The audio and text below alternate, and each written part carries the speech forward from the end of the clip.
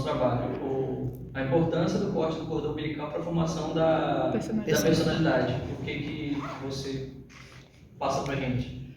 Bom, eu vou tentar explicar, né? Só meio... Mas, tipo assim, eu acredito que, tipo assim, na visão da mãe para o filho, né, cortar o umbilical ali pra gente é mais difícil, realmente é complicado. Eu, como mãe, né, posso falar, porque a gente quer intervir em tudo, né? A gente quer controlar tudo. Só que vendo a visão do filho, a gente não pode fazer isso. Por quê? A gente vai prejudicar ele futuramente, a gente vai impedir ele de crescer, de ter uma vida saudável, né? Um convívio saudável, de ter realmente uma relação, né? de se casar, de uma profissão, que a gente vai interferir. Então a gente tem, como mãe, né? Eu vejo que a gente tem que refletir muito essa questão, né? A visão que a Valdir, inclusive, ela abriu essa questão do social, né? E esse apego. Porque o que eu visualizei no vídeo, um apego tanto do filho, porque ele foi ensinado a isso, que ele só tinha mãe, só podia ter a mãe, e o apego da mãe no filho, porque como ela falou, não tinha o pai, então a única pessoa que ele tinha também era um dos dois ali, a família deles era naquilo. Então quando o filho viu também naquela parte que a mãe poderia ter um relacionamento, ele também não soube lidar, ele falou, vou perder minha única pessoa. E aí ele também, essa questão do social que a Valdira falou é muito importante, porque a pessoa não sabe lidar com as pessoas. Então, ele não sabe conversar, talvez para ter um relacionamento, ele não sabe construir isso porque não foi ensinado a isso. Ele só teve aquele apego ali dentro, aquele mundinho fechado. Tanto é que acho que aquela parte no final que mostra ele no quarto sozinho, naquele desespero, foi quando ele teve um choque. Meu Deus, minha mãe morreu, meu mundo acabou. Então parece até uma caixa, aquele pessoal daquela cela, né? Assim, me deu essa sensação de uma coisa fechada ali, uma coisa de desespero, choque, sabe? Dele falar, o que eu vou fazer agora? A questão desse vídeo eu achei bem interessante, porque eu nunca tinha parado para pensar. Pra você ver, gente, como é bom a gente estudar. É tão interessante você estar estudando, porque você começa a perceber coisas que você jamais perceberia se não tivesse alguém incentivando naquilo ali. Por exemplo, um vídeo daquele, cordão umbilical. A mãe, o filho, qual a importância de ter esse corte para a personalidade. Eu sempre falo que a questão da educação é algo muito sério, muito sério. A gente, quando é mãe, a gente, quando casa, que é mãe, por exemplo, eu demorei muito a ter um filho, porque eu sempre tive a consciência de que ter um filho não era qualquer coisa. Você saber educar, então você buscar conhecimento para isso. É tanto que hoje, eu fazendo curso de psicologia, se hoje eu tivesse um filho, eu seria completamente diferente do que eu fui há 18 anos atrás, quando eu tive o meu filho. Com os conhecimentos, com as coisas que eu estou aprendendo hoje no curso de psicologia. Então, assim, o que eu percebo ali? Eu percebo uma família composta só por duas pessoas, mãe e filho, onde não tinha a terceira influência paterna, que é muito importante, não tinha ali o pai, então a mãe se apegou ao filho como se fosse a única coisa que ela tinha, porque ela não tinha o marido, ela só tinha o filho, era tudo para ela. Mais ou menos a questão da parte do filho, né? Que vocês têm a ligação com a questão da mãe, da maternidade. E a gente, na idade, se vendo como a questão da criação dos pais, eu realmente vi que tem momentos que é preciso, não é necessário o corte do cordão umbilical até uma certa fase. Depois de uma certa fase, o quão importante começa a alterar até a relação entre os dois. Que ele cresce e fica aquela coisa, será que é filho ou será que é marido dela? Aí, a partir do momento que vê que tem a noção do que é o cordão ali, o umbilical, aí você vê, é um filho. E o quanto a alteração de humor dele, porque ele tá, até então, até uma certa fase, ele é tranquilo, não liga pra isso, mas quando ele quer começar a ter relação com outras pessoas, o quanto aquilo afeta. Realmente é exatamente assim. Eu tenho um pensamento mais ou menos parecido com a da Regina. A importância para mim, eu também me vejo como mãe, né, no caso.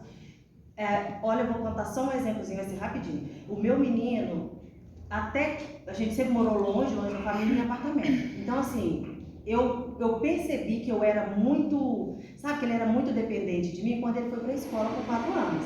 Quando chegou na escola, todos os coleguinhas tiravam o casaco, né? E o João Vitor não tirava. Aí, o que acontece? Por quê? Porque eu nunca deixei.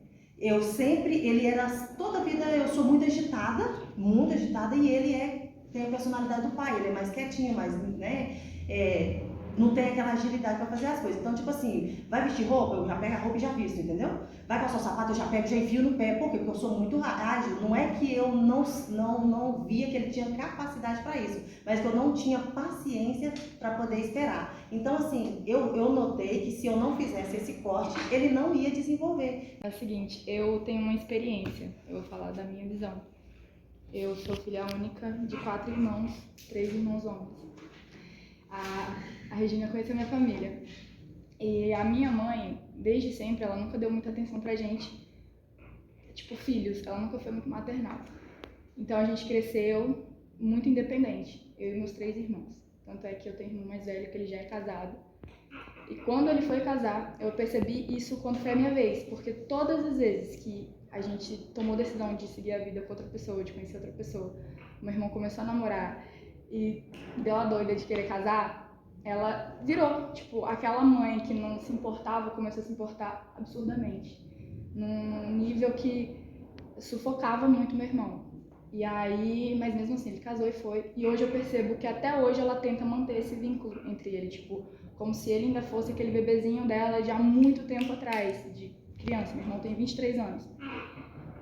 E hoje isso adoece muito o casamento dele, porque tudo que ele vai fazer, tudo que eles tentam fazer, a minha mãe tá lá sempre pra falar alguma coisa contra, a favor, e sem ele pedir opinião, entendeu? Não tô aqui julgando as mães, mas é uma experiência que eu percebi.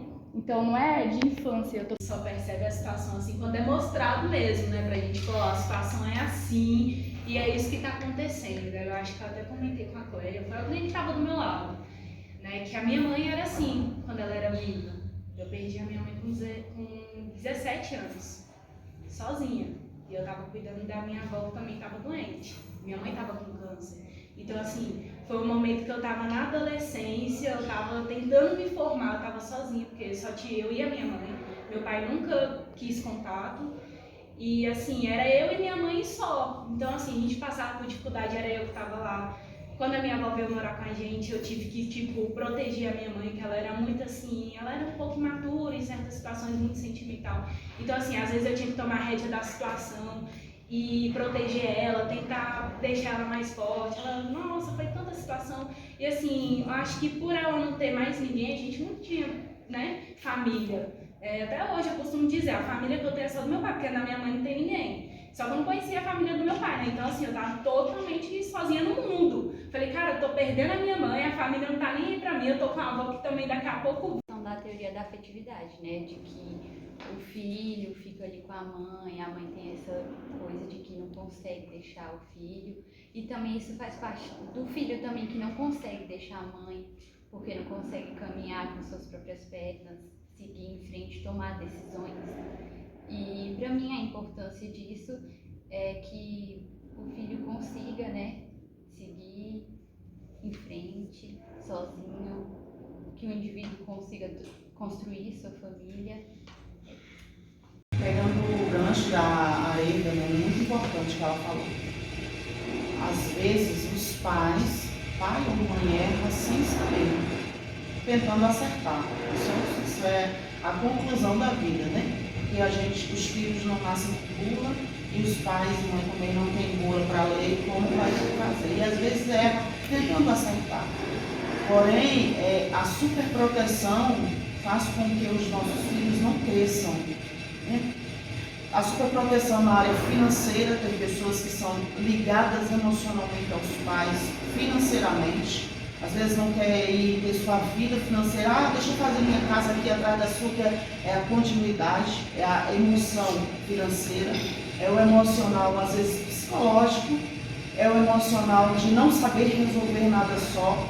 São os pais que criam os filhos, às vezes, com medo do mundo e às vezes quer transferir esse medo do mundo para os filhos. Eu também fiquei assim. Eu quero muito. Ó, vamos lá, eu sou o David, né? Relacionado a isso aí, como a gente já tinha falado, eu vou ser uma visão um pouco diferente por ser homem. E tipo assim, tudo que vocês iam falando, eu fui percebendo em mim que a minha opinião é diferente exatamente por ser homem. Tipo, por mais que eu me enquadre na situação dela de acabei sendo protegido. Pô, se eu for analisar, hoje eu sou da aeronáutica e tipo, nunca tive influência praticamente nenhuma nisso, porque, sei lá, desde que eu era pequeno, eu sempre tive a cabeça de empreendedor. Eu vim perceber isso agora, 30 e poucos anos com filho, então eu vim perceber isso. Porque com 13 anos de idade eu montei uma lojinha, começava a mexer, comecei a arrumar bicicleta, comecei a fazer um monte de coisa, tudo coisa que eu queria fazer, sendo que meu pai sempre chegava e você não vai fazer isso. Eu morava na periferia do Rio. Hoje em dia, se eu for analisar, quem estudou comigo ou é drogado, ou tá preso,